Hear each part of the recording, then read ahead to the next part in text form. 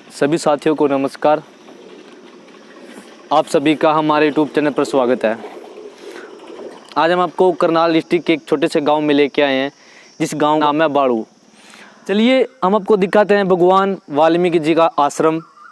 इस बाड़ू गांव के अंदर एक छोटा सा भगवान वाल्मीकि जी का एक छोटा सा आश्रम है।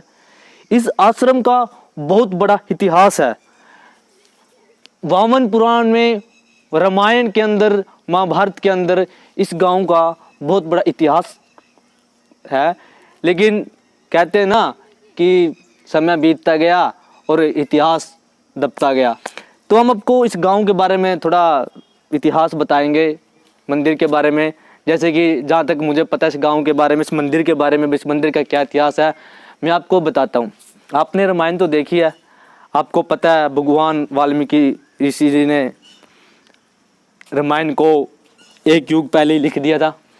अब मैं आपको थोड़ा वाल्मीकि जी के बारे में बताते हैं कि और इस गांव के इतिहास के बारे में बताते हैं कि वाल्मीकि जी ने इस गांव के में। चलिए हम शुरू करते हैं वाल्मीकि जी के बारे में। जैसे कि आप सभी को पता है भगवान वाल्मीकि जी विश्व के पहले कवि थे।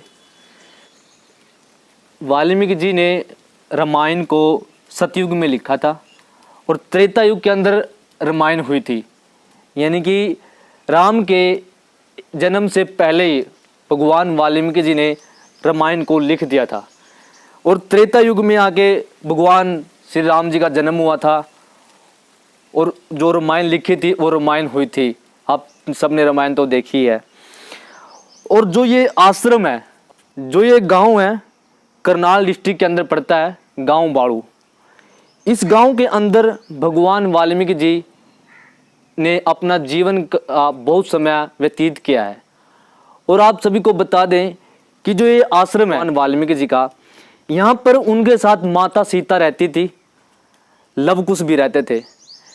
कहते हैं कि लव कुश का जन्म यहीं पर हुआ है और यहाँ से कुछ दूरी पर, कम 15-20 किलोमीटर की दूरी पर माता सीता धरती में समाई थी।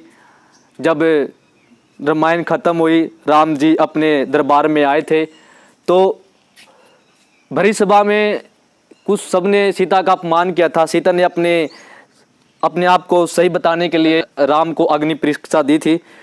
लेकिन उसके कुछ दिनों बाद जब लव कुश और राम का युद्ध हो रहा था, उसमें माता सीता ने राम को बताया कि तुम जिसके साथ युद्ध लड़ रहे हो वो तुम्हारे ही पुत्र हैं। तो ये बात बोलकर माता सीता धरती के अंदर समा गई थी। गांव बाड़ू से 15 किलोमीटर की दूरी पर वो गांव है जहां पर माता सीता समाई थी।